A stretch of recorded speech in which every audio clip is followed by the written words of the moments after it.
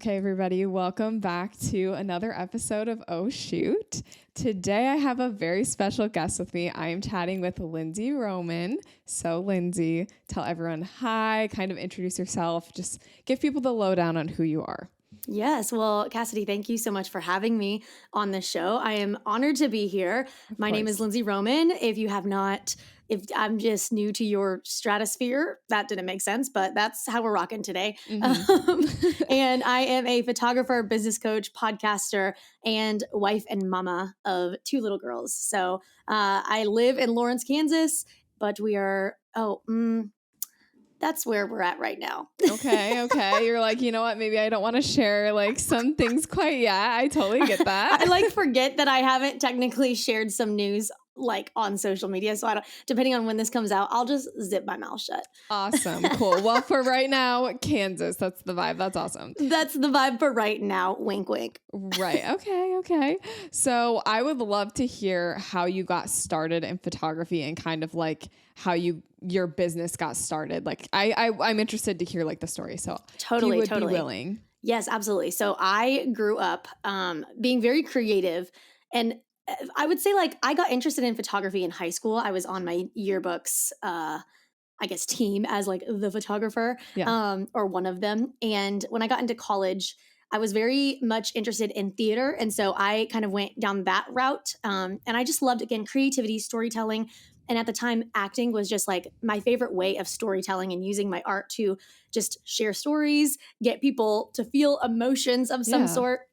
And so as I went through college, I still had like a dinky little Canon Rebel. I think it was like a T3i, very just precious. Love it. And I remember I studied abroad in Europe, and I like took it, and I thought it was so cool because I was like taking photos in Europe, and I was like, oh, I have a DSLR, but it was like everything was on auto, just like tragic looking back. But I majored in theater and film because, again, my mindset was to go off and to to just be an actress in some capacity. Okay. And after I graduated, I had this moment where I was like, okay, I don't feel like I'm ready fully to go off to like LA, right? Like if you're going to do that, like full send, you got to go and be like all in on that. And there was just pause, which I really truly feel was like the Lord being like, I have a different path for you. So I started interning with my church. And in that year of interning with them, I started looking at my camera, the little dinky Canon Rebel T3i that I was like, you know what? I have been using this on auto. Why am I doing that? So I literally like sat down, read the manual, like the actual manual that comes with Canon. Oh, wow. I could have YouTubed things, but no, that was my method of learning. Okay. Yeah.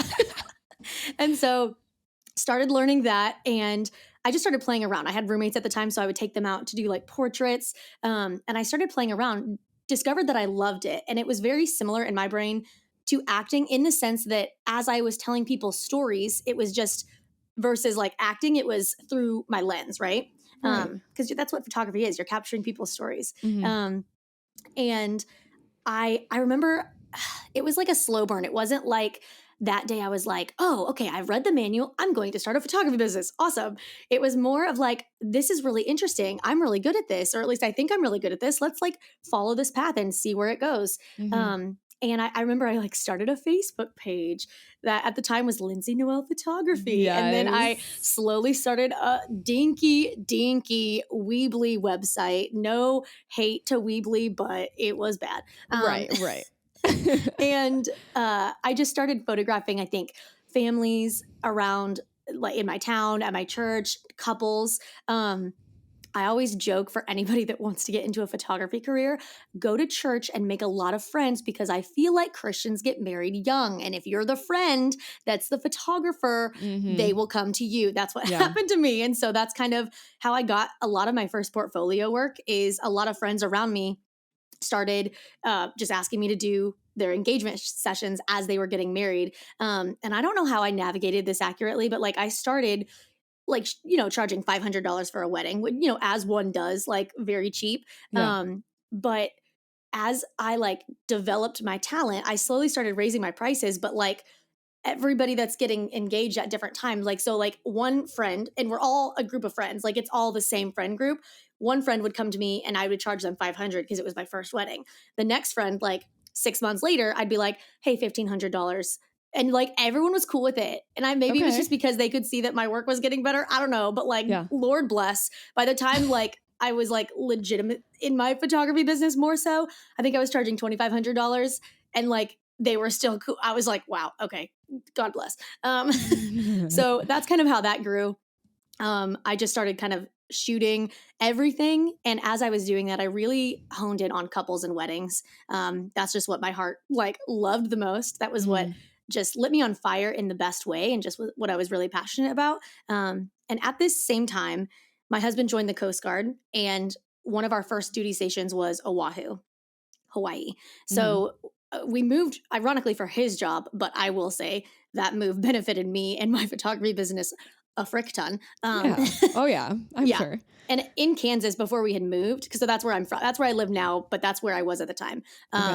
I was already very attracted to that elopement destination style, like adventurous, wild, carefree type of style. And as I was trying to get work, I was very strategic. I was like, I remember I like drove to Big Bend National Park, which is in Texas, which is like an 18-hour drive from Kansas, just to get like an engagement shoot. And then I drove to Colorado to the sand dunes. So I was like already trying to get destination work in Kansas. And then when we moved to Hawaii, the destinations were just there, like 10 minutes from my doorstep, which was great. So that's it. Basically from there, my photography business, I just kept rocking and rolling, and it pretty much scaled from there.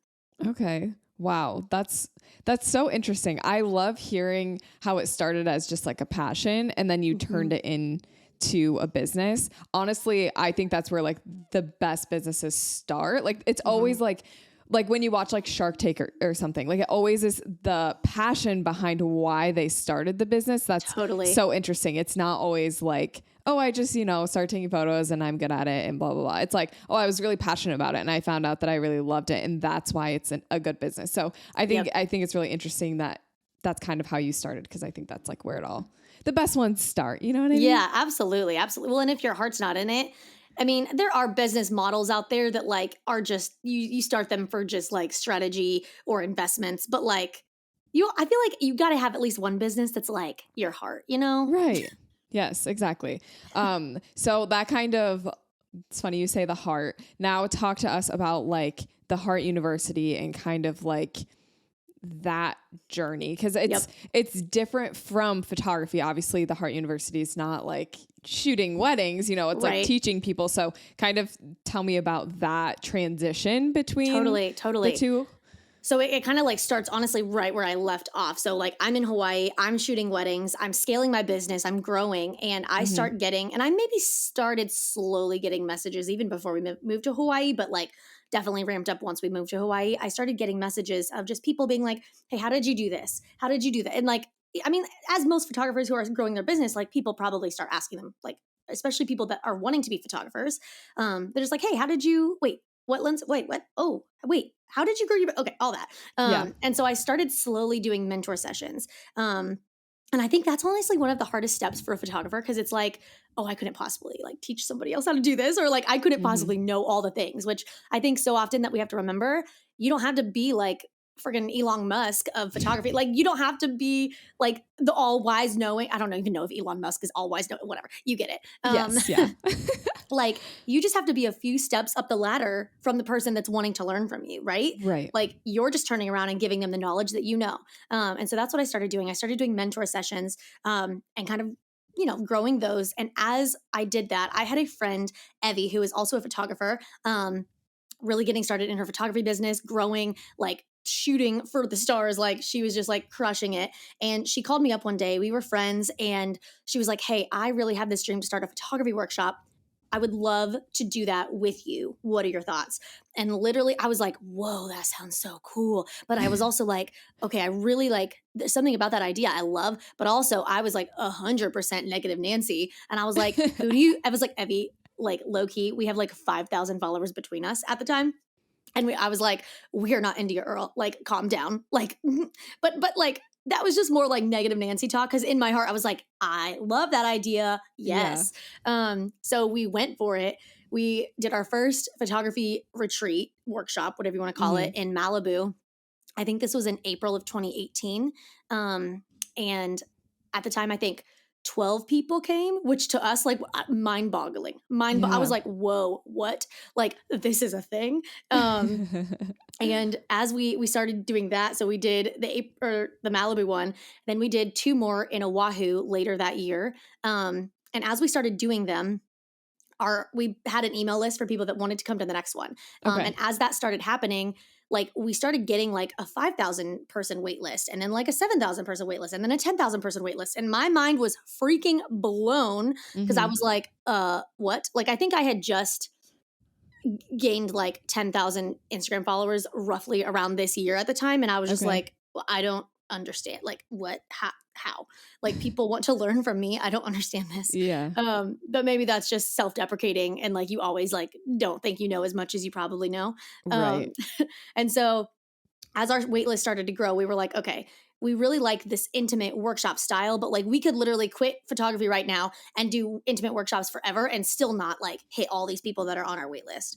So that kind of made us start thinking, okay, what if we did an online course in addition to these photography workshops? So that was when we launched a photography course. At the time it was called the Heart University, but now we've changed it to be called the Photo Major, because the entire like company technically is called the Heart University. Right.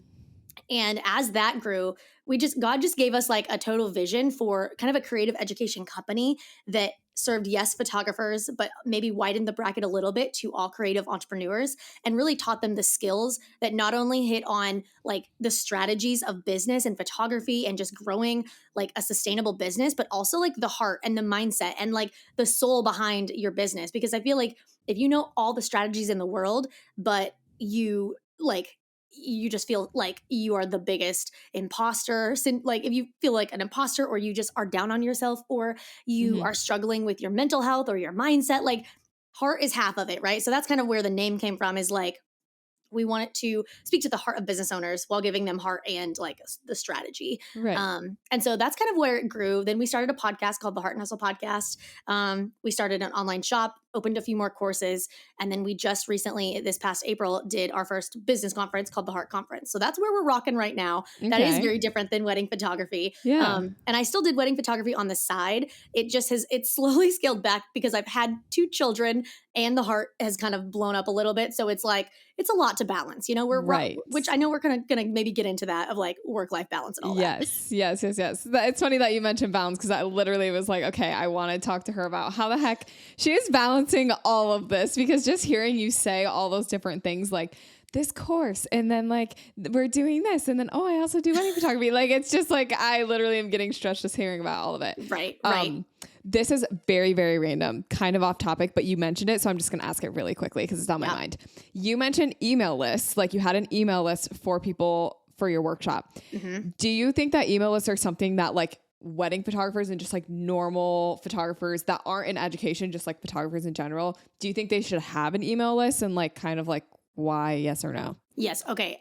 Yes. And I know the immediate thought that someone might be is like, okay, well, that I'm not selling like a digital product, like a course. Like I think people connect in their brains when you're selling something that's digital online, they're like, yeah, email list makes total sense. I am Nancy, whatever, from Ohio, and I am just serving wedding clients. Like, I don't need an email list. But to that Nancy in Ohio, I would say, yes, you do. Here's why. And I think stop mystifying it like it's this like email list with strategy and like a funnel. Like, don't think of it like that. Literally treat it like social media. Okay. And it's just another way to market. It's just another way to get intimate. I mean, it's very much more intimate than social media, where the algorithm kind of controls whether people who even follow you see your content or not. Right. And I feel like you just have such a better way to reach somebody via email. In addition, I mean, it's not like, quit social media and just do email unless that really speaks to you and you hate social media. But it's just, in my brain, it's another mode of marketing, just like social media, just like blogging, just like Pinterest, email list. So if you think of it almost like you're just writing like a little short story, think of it just like a caption with no photo, right? Or maybe you could put a photo in there, or you could put like a GIF, I don't know, or GIF. That's another story. Different story. But I think just reframing your brain to actually treat it like you're just having like an intimate conversation. And it's a way that you can not only like build like, especially if you're a local photographer, build a community of people that can be reoccurring clients. When you email them, it just triggers in their mind like, oh, I want to book her for like my family sessions this year, or oh, like, you know, whatever. It might trigger in their mind like, oh wait, my sister just got engaged. That I followed her because I love her stuff, and I might want to recommend her, like my sister to her, Right. or her to my sister. Yeah. I just treat it like that, in the sense of like, it's just top of mind. And it's also a really great way to stand out and connect on a personal level with potential clients. Because, Right. you know, at the end of the day, like, we can have a bajillion photographers out there, and like, we're roughly all using the same presets, not really, but kind of. We're roughly all using the same gear, not really, but kind of, right? And so it's like, you are the differentiating factor of your business. An email list, I mean, just like social, just like blogging, like, that's a great way to actually create that personal connection and like show up. So like, when you think of email lists, it doesn't always have to be promo or sales emails. Like, you could sprinkle Yeah. that in every once in a while, but that's why I say frame it so that you're treating it like social media. Right. And what's nice about just content in general is if you create a blog post, you can repurpose that over to an email. Oh, so it's not yes. like you have to create content just for emails or just for social media. You can take one concept, use it on social media, email lists, and blogs. Yep. And it's just like less work for you, but more marketing. Well, because you forget that, like, again, not every single person that follows you or is on your email list or whatever is in your ecosystem is seeing every single piece of content that you put out. So like, exactly. if that almost like leads us back to work-life balance, because that is a brilliant tip as far as like every single thing that you create does not have to be like an original. Not, I mean, I don't mean like copy other people, but I mean like it doesn't have to come from your brain in that instant. Right. In the sense of like, you can't use anything that you've done in the past. Oh yes, absolutely. Okay, so let's get into work-life balance. By the way, that was a beautiful answer for just being on the spot. So giving you a little round of applause because you answered that beautifully in every single way. Okay, so work-life balance. How do you specifically balance just being a mom, running a business? Like how does the balance work for you? Just go into it. No, I for anybody that's listening to this that is hearing everything that I just said before of like, oh, I did wedding photography, I grew that, and now I'm like doing a podcast, and now I'm doing all these courses, and oh, now we did a conference. I want to stop and demystify a couple things first, because you could be listening to this and being like, imposter syndrome central, like I could never, or feeling like there's like superwoman out there. And so I just want to demystify that superwoman like attitude or like mindset, right? Okay. I have about 4 weddings booked this year. So like I just said to Cassidy, like, as I've scaled the Heart University, photography has gone way down, and that's been intentional, right? So I don't want you sitting here being like, wow, she's doing 30 weddings a year and she does a conference and she like, no. So there's that's the first thing. 4 weddings a year, y'all. Yes. Okay. The next thing is I've built a team under me. So every single thing that you might be seeing coming out of either my business or the Heart University, I'm mostly approving, unless it's like copy, like obviously our podcast, like I create that content. I create usually my blog content, but sometimes I have a ghostwriter for that, and then I'll approve and like tweak based on my voice. Okay. I create almost every single piece of content for my social media. But for the Heart social media, like the reels obviously are mine, but we have an entire team under us that are giving us reel ideas with the audios and saying, hey, film this. They're writing the captions and I'm just approving them, right? Or KT, one of the girls on our Heart University team, she creates all of our freebie PDFs, and me and Evie just approve it. So like, that's the other demystifying thing that I want to share is like, I am not sitting down and absolutely by myself creating every single piece of content that you see come out of the Heart, right? Or like our conference, for example, that we just put on, we had not a wedding planner, an event planner. I guess she was a wedding planner, but for the conference, she's an event planner. Right. We had an event planner, and we also had 2 girls on our team that were helping plan that. Like, me and Evie literally just set the vision and then like gave yes or no answers. Like, oh, hey, what is like the custom cocktail that you want on the VIP dinner? That done. Cool. Moving on. Like, so I think that's something that you have to remember is like, in order to actually balance all the things, you have to elevate yourself. I think I read a book, Traction, by Gino Is it Wickman or Wickham? Something like that. Is the best business book of all time. Maybe not of all time. I haven't read all of them. Right. Obviously. I highly recommend it. But something he says in that book is elevate and delegate. So like as you're trying to scale your business, and even if you're just rocking photography and you're like, Lindsay, I don't want to do a business conference. Like I have no interest in any of that. Even Yeah. in photography, like you're still doing a lot. You're trying to market, but then you're also trying to do the actual service, which is show up for 12-hour days, like once or twice a week, right? Like, Yeah. especially in busy season, you're trying to edit, you're trying to Cole, you're trying to give a good client experience and send out client gifts and like all of this. But then that's like the actual service, right? But then on the backside, you're trying to get featured on feature publication blogs. You're trying to blog. You're trying to Instagram. You're trying to do reels. You're trying to do TikTok. Like, Lord Almighty, there is so much to do just even in one business like that. Uh-huh. And so even if you're in like an individual business and you're rocking one thing, still, like I would say, still elevate and delegate yourself as you grow. Because if you get to the point where your time is like you are just working like 100% in your business, like a worker bee, and you don't have time to like actually step out of it and give yourself like perspective to actually see where you're going and what direction you kind of want to take the business, you don't have space for that. So I think for just, this is a very long-winded answer, I feel like, to what you asked me. But as because I feel like I have to go back to my photography business because I grew that first before I even like started to add other things to my plate, which I think is also an important point, is to like, don't start with like literally 5 million things all at once. You start with one and you grow that and you delegate that, and then you can, slowly add on more things. But in my photography business, the first thing I outsourced was a VA to help answer my emails, to send client gifts. I was traveling a lot because I was really trying to get into that destination space. And so she scheduled all my flights, rental car, lodging, all of that. She sent invoices to clients.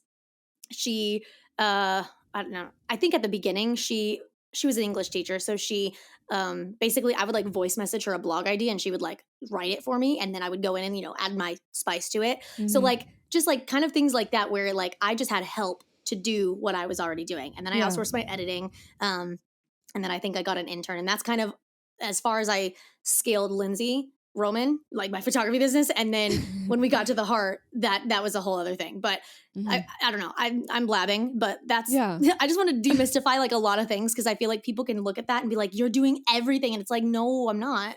Yeah. No. And I think it's an important point that you made, where the more you like working in your business, there's a difference between working in it and working on it. And if you, especially during busy season, if you are so focused working in your business, you are missing out on like so many growth opportunities when you could work on your business, especially like during busy season. That's when a lot of people are like interested in booking. Like, I know it's like so annoying. It's like, why can't people just book during slow season? Cause that's when I have time to like actually like work on stuff. But it's like, no, like, it's like you can't control when they get engaged. Exactly. And I feel like the summer is like the time when people are doing stuff. So it's like, okay, work on your business, not necessarily in your business all the time. If you find yourself not having time to work on bigger picture, like, how do I want this to grow? Like, what are some things I want to add to, like, whatever, like, think of the big picture stuff. If you don't have time for that, that's when you should be like, okay, let's outsource. Let's look into getting some help so that I can actually like accomplish the things that I need to accomplish big picture wise. I feel like you'll thank yourself later to like when you invest in something like a VA or you outsource like that. That's something you definitely will not regret. Like ever. I've never heard anyone say I've like regretted hiring help, Oh like yeah. Well, unless they're like the wrong fit and it was just like a bad employee or like a bad independent contractor, but like you get another one. Like that's not like it's like a one problem situation. Right. Exactly. Okay. So I did want to ask you, like, for work-life balance, how do you balance them like business and personal life? So how do you like turn it on and off and like schedule things, and like, how do you know when to be like, okay, I'm done, or like, oh, okay, need to work on this? Like, Totally. Well, and that, I feel like that's almost the part of the first question that you asked that I didn't really touch on, which is like the motherhood aspect, which is obviously more of the personal life. yeah. I had Eloise, our first daughter, right around the time that it was the year after we had started the heart. So at that point I had like, I feel like the crazy years for me was 2018 was like a rocket ship for my business. And so 2018 and 2019 were like crazy. And I had my first baby in June of 2019. So that was when we like launched the first Heart University course. That was Mhm. when I was shooting like 40 weddings a year, over 100 sessions a year. Like I was like insane. Mhm. And before kids, I don't think I had really good boundaries with my business. Like God bless my husband. Cause like, I mean, you know what, like that feeling when your business is like growing and it's being successful and you love it, like you want to work, you want to like push and you want to like do all the things and it's hard to say no to something that you genuinely love. So that's kind Right. of the space that I was in when Eloise came into the world, and that really just like took me for like a very good I don't know what the word that I'm thinking of, like reality check, I guess. Mhm. Um in the sense that I had to realize, oh, I have a whole other thing to balance now. I got to get some systems in place. Like I have to be smart with my business. And so I feel like office hours are a big thing that I've implemented since having children, Okay. especially as I'm balancing more things. And obviously, yes, I did delegate, which is helpful. But even so, like I remember when we first started the Heart, again, it was just me and Evie at the very beginning. Like we didn't have our VA, like we didn't have anybody. And so, just like she's a friend, we would text, right? So we're texting about friend stuff, but then we're also texting about friend or like business stuff because like the workshops and like the course and everything. And it got to the point we were in different time zones. She was in Ohio, I was in Hawaii. That's a 6-hour time difference. Like I would be messaging her at like 3 p.m. Hawaii time. She's at like 9 p.m. She's ready to go to bed. And I'm like, so what do you think about that? Like it just, yeah, texting Yeah. did not work. So just setting up hardcore boundaries in place really definitely helped my work life balance a ton. So like make like switching all work communication to email and Slack. Slack is like kind of like the text message for work. It's a great software. Okay. But we did that and that has helped immensely as our team has grown. So that way you can shut off like notifications, you can shut off office hours. Like that way I'm not getting notified at all hours of a day if like my team members in different time zones are messaging about something, right? And Right. so being in office from like 9 to 5 or less, depending on the day, is kind of how I implemented that. The other thing I will say is, especially for motherhood, when I just had one kid and she was like not even crawling yet, it was very easy to multitask. So I would just like have her chill in like a little rocker and like be on a meeting or like do a coaching call or, Mhm. edit a wedding gallery. Like that was super easy to balance. I will say, as she got older and she started walking, slightly more challenging. Right. You have to like baby proof and like she can like maybe like walk around while you're doing stuff. But like I will say the older she's got, the harder it is to multitask and balance. And then now with two, like 100%, I cannot usually do both unless it's something like I'm just on my phone. But even that, I almost don't like bringing like my phone and work into the space when I'm supposed to be giving them like 100% of my attention. Yeah. So now in my business, I try to really segregate it in the sense of like, again, having very strict office hours, even if it's like just for 2 hours, going up, having a meeting or doing something like a deep work task, and then switching with my husband and going down and like, I'll watch the girls. Now he goes out and like does something. Mhm. That's kind of how we've been balancing it. But I mean, we're not perfect and it's definitely a challenge. But in my brain, I like to segregate it because I don't want to like half-ass either like business or motherhood, and I like to give my all to each thing when I'm in Right. it. Yeah. No, no, no. That's awesome. And you mentioned Slack, that you like using email. What are some other tools that you use to kind of keep that balance and like keep everything organized and underway so you're not like stressing about it on off Totally. time? Totally. Well, Slack is huge. That way, if you're texting your team, stop that. Even if you have even if you have like an editor or a VA, like stop that. Get Okay. Slack. I'm pretty sure free. I'm pretty sure like the first whatever. I'm pretty sure it's free. At least to an extent. We use Google Drive for organizing things with our team. Like that's incredible. And even if you're just solo entrepreneur rocking yourself, like having everything organized is huge. Mhm. So that we use Monday. There's other ones that are, it's basically like an organizational system. So there's Asana, there's Trello, there's like a bunch of different ones. We use Okay. Monday just because we like the setup of how the boards look. And so especially if you do have even one or more team members, it's really nice to have boards of like, okay, hey, I really want to start blogging once a month or bi-weekly or something like that. So you can kind of set up like, okay, hey, we'll have a board for blogging and then like each blog post, and then it can toggle between team members. We use that a lot for our podcast, just for our workflow.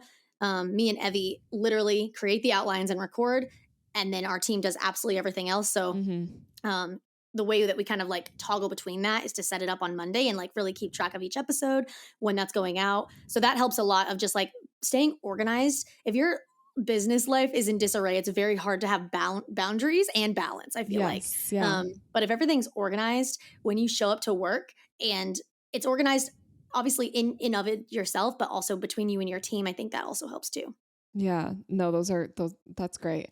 And I love just like what you said about if you are not organized in your business, it's hard to keep that boundary, because literally like I've seen it happen within my own business. If I'm not on track with organization, or, you know, like maybe I don't have notifications turned off, even just like giving like an email, the mental space when you're supposed to be like on a dinner date with your husband. It's happened to me where like I get a notification, an email comes in, and even if I don't read the whole email, I just read that little tiny blurb, the little like, and all of a sudden your heart is like, oh my gosh, my client needs me. Like I have to. Exactly. Okay, like wait, can we jam on that for a second? Because I have thoughts. Okay. Because I feel like it depends on what season of life you're in, and what you need to talk to like your husband, your partner, whoever. Like there are seasons where I think response times, like if you are needing desperately to get booked and you are like struggling with bookings, I think your response time needs to be faster than if you are chilling, right? Yeah. Because I think the name of the game, especially for photographers, is you can't assume that you're the only photographer that they're reaching out to. So I personally think they're booking whoever they connect with the fastest, that like they jive with, that like, and that could be a couple people. And I think you have a better chance if you respond like immediately. So there is that, because I definitely do think like a fast response time does help you. But on the other side, like you cannot run yourself ragged and just like you said, like be on a date night, like, and be like always checking your phone, right? Like there has to be boundaries in place. So something as I grew that I think is really smart is, again, like put office hours like on your email signature, and truly do not like answer your email if you are not in office. I mean, that's how like a dentist would do it. Maybe not a dentist. I don't know, like a I don't know, like an accountant, right? Like they're probably not going to answer their email at 10 p.m. at night. And so for some reason, as photographers, we're like, oh, but we're their best friends. Like we gotta like be friends with them. I have to like respond to them. So I put up that boundary by saying like, hey, I'll check my email at like from 8 a.m. to or 9 a.m. to 5 p.m.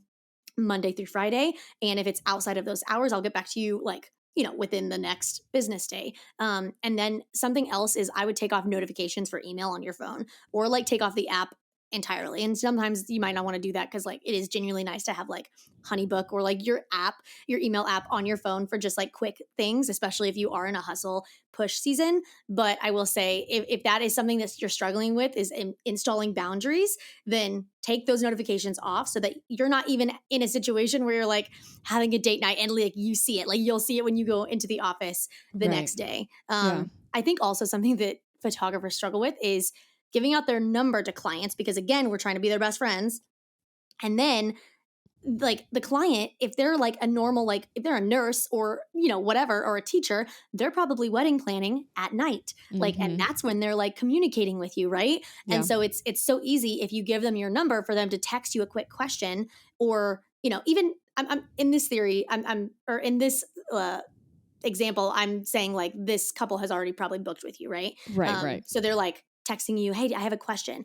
And I think this is also a personal decision. Like if you love that relationship with your couples and you don't mind texting them at 10 p.m. at night, then like do it. That's fine. I'm not saying like, nah, don't do it ever. But I will say if you do want that work-life balance and you do want a separation because it's work is just like infiltrating your personal life again and again and again, then something that I would try to do is not give out your phone number until like a month away from the wedding, or just like closer up to the wedding, and then always keep communication via email. And you can still be like best friend language and like talk with them like a soul sister or whatever, you know, you want to like you want your brand to be. But there is a like an element of we got to put up some boundaries for my sanity. Right. And I think there's like a stigma or like this just idea that in order to be the cool photographer that everyone desires, that you have to have no boundaries whatsoever, right? Like there's just this idea that you have to be constantly available because, right, that's what people want. Like they want the bestie that they can text. But at the same time, at what point are we sacrificing our literal like mental sanity to be someone's best friend? And I think like, yes, you can have like bestie energy, but at the end of the day, you are a wedding vendor or you are just like a service for hire. And I think what I've started to implement recently is taking my service for hire position a little more seriously, because I think the bestie energy can be a bit unprofessional sometimes, and that can be very, very, very slippery, because if just one wrong thing happens in that, it's just like, I feel like game over. So I've been trying. Like, I really want some raws, but you were my bestie earlier. So like, can I have them now? Right. It can get right. Or like, we're just so close. Like, could I get a discount on this session in the future? Yeah. Like, it's just like, there's this line, and I feel like it gets crossed a little too quickly if you try to maintain that. And I'm not saying that's wrong, because obviously like a lot of people do it and it's really great. But I've been trying to kind of balance like 50-50. Like I'm your bestie, but also like you hired me for service. So I'm going to be professional. I'm going to, answer you only during my office hours and, be a little bit more professional on some sides of it as well. Well, I think good clients respect that. Like they'll be admirable. That didn't make sense. They will admire you more if they see like office hours and it's like, oh wow, she's actually like prioritizing her health and her family. Like go her. That's awesome. But like also if you in your office hours, like take freaking good care of your clients and treat them well and give them a really good client experience throughout the entire process, they're not going to be upset that you're not texting them at 10 p.m. on a Saturday. Right. Right. They're going to understand. Right. No, exactly. And it's actually funny because we were talking about work-life balance and outsourcing things. And if you talk about the perspective of a bride planning a wedding, think about how stressful that is for them. They probably want to outsource that and use a planner and not even communicate with you at all, because it's almost too much for them. And it's like, if we're telling people, outsource your business, like do outsource certain things, I would almost encourage a bride to like outsource some communication and stuff with like getting a planner or someone so they can like make their life easier. So it's like maybe the firsthand communication of texting at 10 p.m. isn't always going to be the best for your client either. Right. Because especially if they have a planner and you are texting her, right, like the bride, and you've made a decision that's not then communicated to the planner, then there's a whole world of mess up. Like exactly. Yeah. Okay. Anywho, we kind of took a lot of turns there. Let's talk about social media, because this is something I definitely wanted to ask you, because you are like a really cool presence on social media. You're like this queen who you're just okay. Thank you. Yeah, you're welcome. You're just like very authentic. And I don't know. I just think with your social media, it's always just very interesting, like watching how you do things. So I wanted to ask, what are some of your favorite social media strategies when you are posting and planning and all of that? Ooh, okay. I feel like, I could go in so many different directions with this question. You said my favorite social media strategies? Yes. When it comes to posting, or like posting specifically, or just like the app? Anything. Yeah. Okay. One of my favorite things to do is like actually give a SHIT, which is like, I think we are always trying to chase followers, right? We're always trying to chase more. And over the years, I started getting to the point where I'm like my growth has been stagnant probably for like the last 2 years. And I like for a while I was like, come on, like just get me over the hump, like, come on. And I stopped thinking about that, because I was like, why do I want more? Like, is more going to really give me like more money, more bookings? Do I need more money or like there's just so many things. We're always chasing more and we never ask why. Or does it just like fill up our ego cup? Like what is it about that? And I think from the beginning, something that I've done is I always tried to look at every single follower, every single comment, every single DM as like an actual human being. Because guess what, guys? That's what they are. Right. Unless it's a bot, but I don't talk to. Well, no, I sometimes do send them trolls. Okay. Anyways. Yeah. Or send them troll behavior comments. Anyways. I try to treat every single person like a human being. And I think from the beginning that helped grow my social media a lot, because I was very genuine. I actually like, that's why I say like give a SHIT, like, like actually care. And so like over the years, like I have always responded to my comments. I've always responded to DMs, and it's been the same since like 2015 as what I do now. But like, it's funny that as your follower count grows, people's reaction starts to be like, oh, wait, you actually responded. I'm like, bro, that you just have never DM'd me clearly, because I've done that forever. Yeah.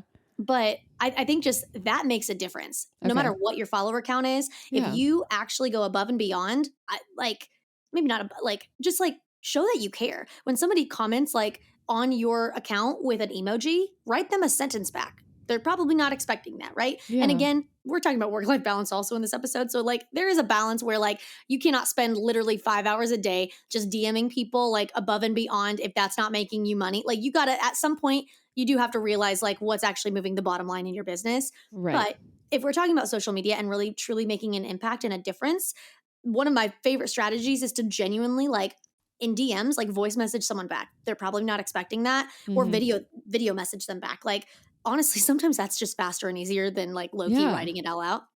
And it's more genuine. And especially if you get like a DM inquiry, like like straight up like video message them back and then point them to your contact page, like, and share how excited you are. Like that one humanizes you a ton. It's not just like this random vendor that your client's trying to reach out to. It's like, oh no, I'm a human being. It's, what did you say? Best friend energy, or yes, BFF bestie energy. Bestie energy. So there's that. So like responding and actually being a genuine human being. The other thing I think that's really helped grow my account and just create an impact, even with whatever follower account number I have, is like not trying to be too businessy, right? Like I incorporated a personal brand pretty early on in my account. And that's been able to sustain myself no matter if I'm doing photography, no matter if I'm doing business coaching, like no matter what I do, mom life in the future, like all of that kind of falls under the umbrella of like who Lindsay is. And so as I like approach the internet or like go to story something, I try to treat it like I'm literally just like chatting with my best friend. I'm FaceTiming her and I'm talking exactly like that. It's not like I come up and I'm like, so today I am editing, and like it's like like no, I'm like, yo bro, okay, so I'm editing and like this is what's happening. Like I talk like how I would actually talk in real life, and people love that. Right. Like if you think, no matter what business you run, no matter if you're just an influencer, whatever, people love personal stuff. Like straight up. I have a friend right now, she's a wedding photographer. They're adopting a baby from India. And we were talking the other day because she was like, every time I post about like our adoption process, I get the most engagement I've ever like had. But then when I post like a wedding couple, I don't. And it's like, well, it's because it's your account, first of all, and people are obsessed with you and your story. And obviously you have to translate that somehow to like what you do and your work. And so like humanizing, I think, our work. I'm like bouncing all around with like so many thoughts. I'm a little squirrel over here. But I think a tip for especially wedding photographers that are trying to grow on Instagram, yes, show up as you, like share bestie energy, like show up like that. But then also when you are posting like wedding work or client work, humanize it. Make it a story. Don't just be like, hey, I shot Joe and Jill, whatever, like on Saturday. It was rad. Like, no, tell how they met. Like, tell how they got engaged. Tell the story of their wedding if it was a wedding day. Like, what happened? Like, what was a moment that made you cry or like made you gasp in awe? I don't know, whatever. Like, tell stories, because like that's, again, the same reason people are obsessed with you is like you are a human being. They are obsessed with your story. So you almost have to like pull them into another story that you're obsessed with, AKA your clients. Right. And right now on social media, the one thing that is working for TikTok, Instagram, Pinterest, blogging, the one thing that is in common across all of those apps is storytelling. Yep. I've seen people try trends. I've seen people try like 1.5 million types of videos, and always the ones that do well are the storytelling videos. Yeah. There is not a single storytelling video unless the story isn't told right. You know, like there's like little things, but storytelling is going to take every single piece of content on social media from average to like connection. Yeah. Do you know what I'm saying? And even like with Reels specifically or TikToks, like taking just those flashes of photos that you're showing, adding a story to it, adding text, boom, you're going to get 10,000 plus views. I can almost guarantee it, because the story is what's interesting. That's really why we're on social media, right? It's to be entertained and to kind of capture our attention, which is a whole nother thing and honestly kind of toxic, but you know what I'm saying? Like it's to capture attention, and why do we watch Netflix? Why do we watch movies? Because there's a story. Why do we watch Stranger Things? Because it's interesting. We want to know what happens to Steve, you know, like that is what we're interested in. So when you are telling your clients stories, boom, like that's what's going to get you good engagement. Well, and I feel like especially for reels, like to actually get somebody hooked to watch the full thing, like you have to intrigue them or like set up the setting of a story. And like, it doesn't even have to be like this complicated, in-depth, rising action, like climax, whatever. Like it can, like I literally just saw a reel the other day from a girl I follow who she was filming her husband mowing a lawn with like a very tiny lawnmower, and they live, it looks like, on like acres of land. People probably have seen this also because it's going viral. I'm pretty sure. And she was like, so my husband bought this lawnmower. It's so tiny, it's tragic, and he's mowing his lawn. Anyways, I went to go shower and I came back out and I started crying. And so she walks out of her house and shows like a bunch of neighbors just like came up and like started mowing the lawn alongside him with like huge lawnmowers. Yeah. And like, I was like, I didn't know I was going to cry from just this. Like that's literally telling a story. That's like the story of like the good of humanity, like how friendly neighbor can like change someone's day. And like, that's just like so powerful. Like that has nothing to do necessarily with like her niche or like what she's selling. I think she's an influencer, so maybe that kind of fits with her family, whatever. Anyways, like it still was like powerful and like that attracts somebody's attention. So it's like, how can you share stories, or how can you like think of marketing like a story, which if you have not read Building a Story Brand by Donald Miller, he talks about literally this exact thing so well.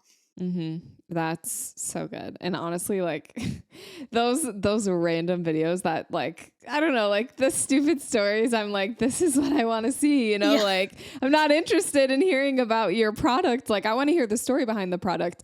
And another fun example, I always bring this up on this podcast, and I think people are just like, Cassidy, shut up about it, but I won't. Have you seen like the Scrub Daddy account on TikTok? They are just so funny. You know Scrub Daddy, the little sponge that you use? Yes. Okay. Yes. I don't know if I've seen the TikToks though. That's okay. If you have time after this, you know, if you're feeling, you know, a little fun, go look at their account. They are so funny. I don't think they necessarily do storytelling, but you made a point earlier about like not posting stuff that's too businessy and just like not giving a crap. Like I feel like that is what they do. They don't care. Like yes, they're showing their product, but they're being so funny. And like, well, and also if I'm just entertained by that, I'm going to then, when I actually genuinely need like so I like have that pain point of needing my dishes clean or my, you know, bathroom wall, whatever it is, like I'm going to think of them. Exactly. Yeah. And it's something like, it's just in your mind, just their funny content is just in your head. And like you said, once you need a sponge, it's there. Or they can post about their new product in a funny way. And like literally they sold out. Like they had like this new thing that they launched and it sold out because of the fact that their presence was just so powerful. That's crazy. And That's it's awesome. not even like a business. They don't even post business things. Like they post about Dua Lipa or like Duolingo too. Like they're another great example of a TikTok account that doesn't take the business side of it too seriously, and they're really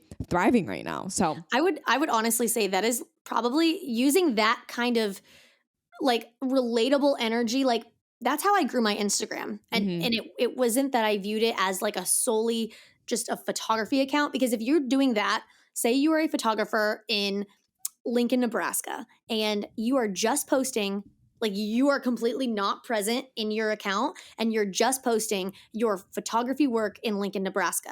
The only people that have an incentive to follow you are brides that are engaged, that are getting married in Lincoln, Nebraska right now. That's a very, very, very small pool, which again, we're not necessarily advocating for that you need a bajillion followers. But if you do want to build a platform for yourself to, in the future, maybe pivot out of photography, maybe add up different services to it, maybe do something else with your life, you have the ability and the flexibility if you start incorporating like you into it and actually like be front of mind in people's, like people start following you for you. And so like I said, like I don't need 50,000 clients for photography, but as I grew my account, like I had people following me not necessarily for photography, like that was a bonus, but like they loved who I was. And then, like I said earlier, if their cousin gets engaged, oh, hey, I follow this really great girl on Instagram. Like you have to hire her. Like that's how, especially if we're talking about like destination photography, that's how people get booked and actually convince people to book them and like fly them somewhere where they can just, you know, get a cheaper option in the location that they live. No, that is So good. I 100% agree with all of that. I'm reading my next question. I'm laughing because I have no idea how you're going to answer this. Okay. And I've actually never asked a guest this before. I just thought, you know what, if anyone's going to answer this, it's going to be Lindsay. So I wanted to ask, do you have any like crazy or funny stories from shooting weddings or couples? Like when you were constantly shooting, like, do you have any just like a story that sticks out that's just like, I just want to share something that happened that would just like lighten the mood and just end this podcast episode with just my gosh. Okay. First of all, you should definitely ask other photographers. Like, this is a great question. Okay. This is the juice. Okay, hold on. I have to like nail it down. I have a couple. My favorite, honestly, is, okay, I've shared this before on social media, but this is probably my favorite story to tell because it's just the ignorance that is me. I had a wedding in Oahu. It was ironically the weekend that a hurricane was coming. So like last minute, their wedding venue was on one of like, I think the army base in Oahu. And so the army base, because the hurricane was coming, shut, like they literally could not get married on the date that they were getting married because their venue was like imagine like the stress. You're doing a destination wedding and there's a freaking hurricane coming at, Anyways, So what happened was, ironically, the hurricane like dissipated. It's fine, but they had to still move their wedding from Saturday night to Sunday morning, right? Okay. The timing of this is important. So it's like a morning wedding. Because again, people flew in for this wedding and it's still a small wedding, but they're trying to like coordinate. So I get there. So it's in we go to the hotel, downtown Honolulu at 7 a.m. for getting ready, like shots. Like that's when they're getting ready for like a 11 a.m. ceremony or 10. I don't know, whatever. We get there. My husband's coming with me. Thank the Lord. That's not a normal thing that he does. It's not like he's a second shooter. Like he has nothing to do with my photography business, but he just came because he just wanted to say, I don't know. He wanted to be moral support, whatever. Hold my bags. He was cool. Thank the Lord he did though. So I get there, I go up to the hotel room. I go inside and I like meet like the bride, like, oh my gosh, I'm so sorry. Like, I can't even imagine like a freaking hurricane. Like, we're going to make today the best day ever. Like, I got you, girl. You know, bestie energy. Okay. Right. I go to open up my bag, open it, and I'm like getting my gear together. And then I get my camera, I get my lens, and I'm like, okay, SD cards. And I start searching and I cannot find them. No. And I'm like, this is like this was in 2018. So like that insane year, like it's not like I'm new. It's like I've shot like a wedding or two. Like I've shot a lot of weddings at this point. Like I am not like a noob. Mistakes, y'all. We all make them. So like I literally cannot find my SD cards anywhere. And I'm like, holy crap, I left them at home. So my house is about a 40-minute drive from this hotel room. And I'm like, I'm literally here, like it's 7, like I am supposed to be on right now and I'm in a panic. It's 7 a.m. Best Buy, not open. It opens at 10. So I'm like, what do I do? What do I do? And so I call my husband. I'm like, can you come back? Because I think he went down to the hotel lobby. And I was like, SOS, come back to the hotel room, please. And so he comes up.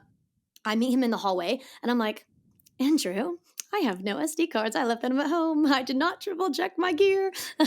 And we look and there's like a Walmart like 10 minutes away. And I was like, run, just drive fast. But like, I was like, I need you to go so fast.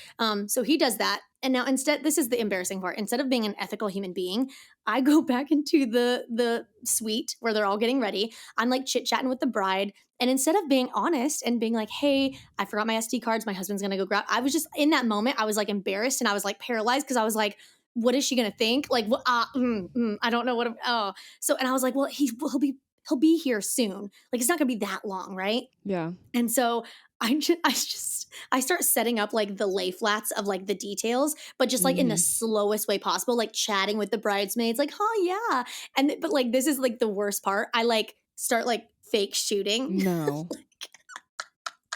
Because you know it like still makes the sound even though there's not an SD. I know. Yeah. And it literally like the photos just aren't being recorded. No, that is it's so like funny. nothing. So, but I didn't like, I set it up and then I like didn't move it. I like fake shot it, right? Like going as slow as humanly possible. Because like there was a long enough time. It wasn't like I was running out of time as long as Andrew moved fast. So then I kept that set up there. And then I was like, I was like, do you have your dress? Like, there's some really cool stuff in the lobby that I could go and get the dress with. So I got the dress, I took it downstairs by myself. And so I pretty much just like hung up the dress in the lobby and waited for Andrew. God bless. He was so fast. Oh, He comes good. into the lobby. I put the SD card in my camera, Yeah. like put the rest in my pocket. And then like the first official shot of that wedding was the dress in the lobby. But because I had set up the like lay flats upstairs, like in the getting ready room, I like basically come up, shoot that for real fast, and then like proceed with the day. Wow.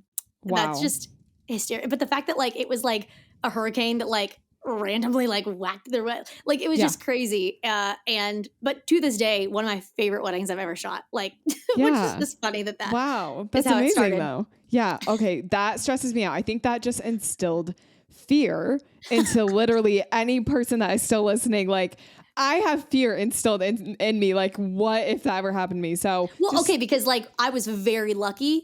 We were in like Honolulu. There are Walmarts open, not the best SD cards by far, but like doable. Right. Yeah.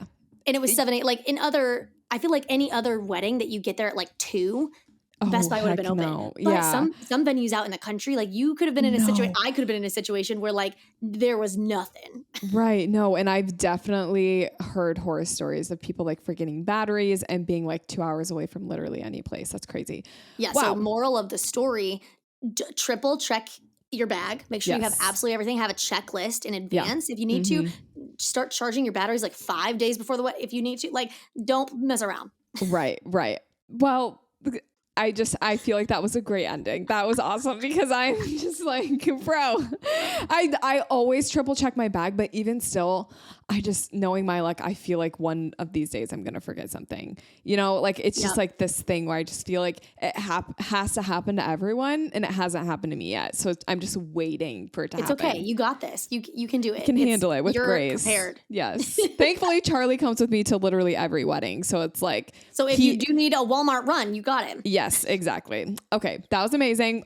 Let's wrap up. Just tell everyone where they can find you and follow you. So they can connect with you after this episode. Absolutely. Well, I'm mostly on Instagram at Mrs. Lindsay Roman, or you can find me at lindsayroman.com. And then if you are interested in the heart and everything that I talked about kind of earlier in this episode, you can find the heart at the Heart University or theheartuniversity.com. Awesome. Wow. That was so quick and to the point. I love it. Don't mess around. Yes. Well, thank you so much for coming on this episode, Lindsay. It was so great talking with you, hearing about just all the things going on in your brain. I loved it. So thank you so much. Thank you for having me. Expose my mind to clarity. Oh, my spirit shudders. Capture the moment, to keep my sanity. And the wisdom rushing in, so much clearer now. Getting a little bit higher. With every step I take, I'm getting good. Getting a little bit better. I'm climbing to the top. Never gonna stop.